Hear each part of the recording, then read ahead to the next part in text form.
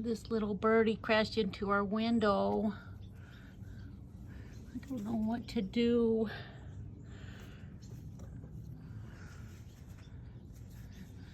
I read the article says keep it warm. Maybe it's got a concussion. It crashed right there.